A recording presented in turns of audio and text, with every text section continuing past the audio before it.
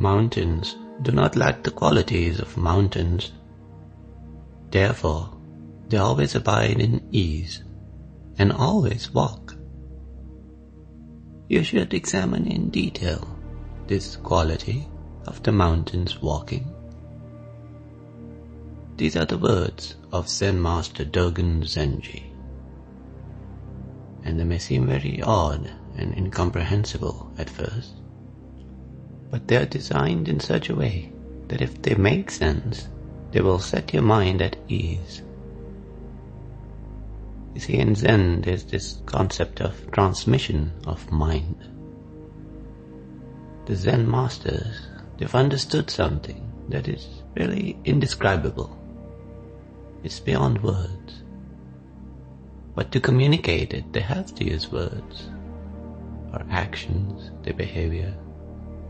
And they do these things or say these things which are so odd, they will make no sense from a normal person's point of view. They will pull you into the understanding the Zen master has. And so if you can penetrate the words, you will be looking at the world through the eyes of the Zen master. This is the transmission of mind. So I will share the original transmission. I'll read the actual words that Dogen spoke, and then share my own understanding, how the transmission was received here. So Dogen lived about 800 years ago in Japan, and he is a very influential figure in Japanese culture. In this case, he was speaking to an assembly of monks on Mount Fulong, and this is what he said. The green mountains are always walking. A stone woman gives birth to a child at night. Mountains do not lack the qualities of mountains. Therefore, they always abide in ease and always walk. You should examine in detail this quality of the mountains walking. Mountains walking is just like human walking, even though it does not look the same as human walking. The Buddha's ancestors' words point to walking. This is fundamental understanding. You should penetrate these words. There is more that he said, and I'll put a link in the description if you want to read the whole passage. Later on he even says, if you doubt mountains walking, you do not know your own walking. It is not that you do not walk, but that you do not know or understand your own walking. Since you do not know your own walking, you should fully know the green mountains walking. It's very clear that mountains are walking, and you're quite clear that mountains don't walk. So how do we bridge this contradiction? Now, I personally have not had any Zen teachers or studied Zen formally, but Zen has had a huge impact on my life in helping me rid myself of anxiety, just granting me a general ease of mind, a peace of mind. And so the way I worked with these kind of Zen passages and koans is I would ponder over them, just contemplate. I would go on a run and just the whole time focus on one particular statement from a Zen master or some other sage that I was looking at. I would sit and meditate and focus on them, and these meditations could last hours, across many days. And even during the day, I would be obsessed over unlocking what is trying to be communicated. Right, so that's just to show you how I got to an understanding, an intimate understanding. And you might want to do this for yourself. That is the true intention of Zen. It's not to be handed the explanation, it's to consider it for yourself. So So if you want to pause the video here and just consider these words on your own, you're most welcome to. But if you'd like some pointers in how to comprehend or even get started, I'll present my understanding. So let's begin with the part that made some sense. Mountains do not lack the qualities of mountains. This one is easier to understand. Clouds don't lack the qualities of clouds. Electrons don't lack the qualities of electrons. What is your quality? There must be some very fundamental quality of you-ness. That is your quality. So when Dogen says, mountains do not lack the qualities of mountains, therefore they always abide in ease and always walk, what he's pointing to is that it's very important to know your own quality.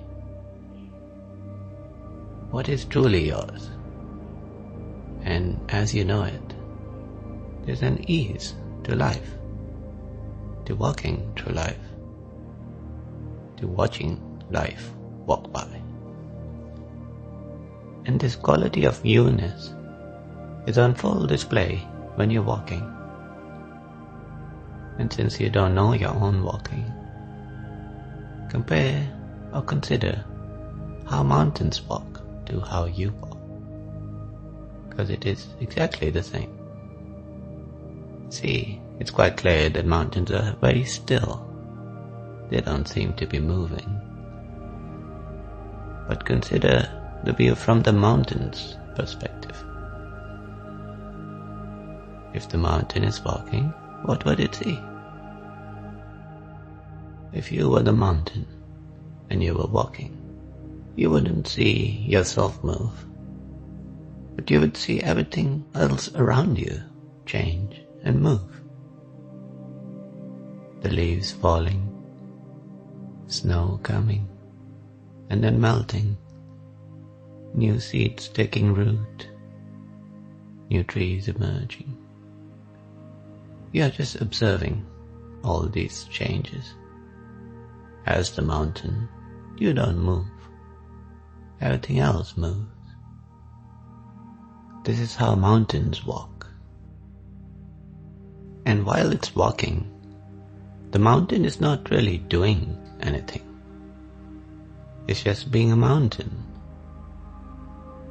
And because it is a mountain, it allows for the walking, for the plants to grow, for the animals to live and burrow in it, and so on. Now, this is where it really started to hit me, is when I was out running or walking. You can actually experience this for yourself. Focus your eyes, looking straight ahead, but put your attention to the periphery. So your right eye is paying more attention to the right side, the left eye to the left side. You're more observant of things passing you by on the sides. And you will very easily, with a bit of experimentation, be able to experience that you are not moving. It is the things around you which are passing by. Something like a treadmill, but out in the world. And from this place of stillness, you may consider, what are you really doing to walk?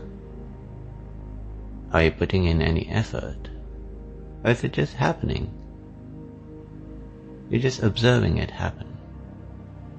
The body moving, the trees passing by, and so on. And in the same way, as you're walking, a thought or idea might take root, might grow into a mighty tree, and then wither away. All of it is just passing by.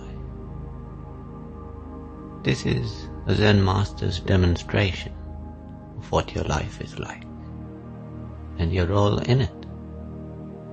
Because mountains do not lack the qualities of mountains, and you never lack the quality of you-ness.